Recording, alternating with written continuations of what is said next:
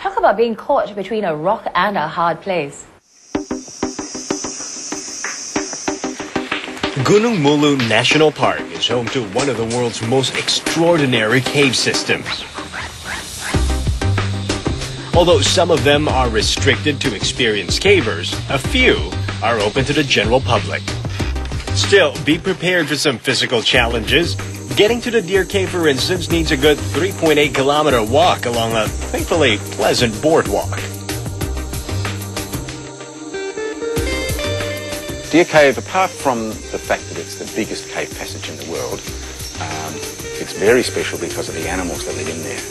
There are 12 different species of bat. It's not unusual to have, 2 or 3 species of bats in a cave, but to my knowledge, Deer Cave is the only cave in the world that has anywhere near such a high number of species in the one cave.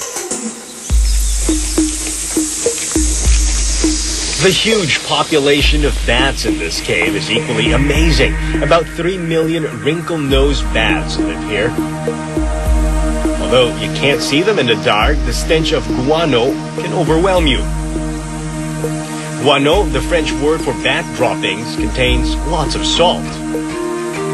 It's believed that this attracted deer to come lick the water in the cave, which is salted by the guano, and the local people waited here to hunt them, thus its name, Deer Cave. Even in the dark, you may just be lucky enough to meet a bat or two along the way. This is a horseshoe bat that feeds on fruits. Well, they're all in the group of small bats, but they are quite different. Some of them are insect feeders, some of them are fruit feeders, some of them are nectar feeders. They specialise only in drinking nectar. Others that feed only on flying beetles and moths.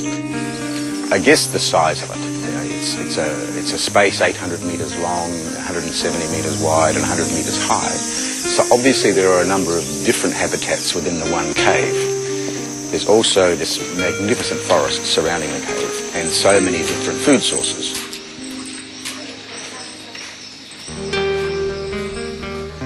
In the evening, behold the sight of the exodus of millions of bats heading for the forest for their night feeding.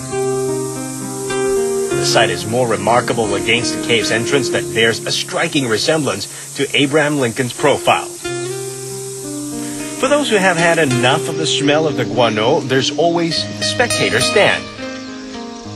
And don't worry about mosquitoes since the bats have devoured most of them.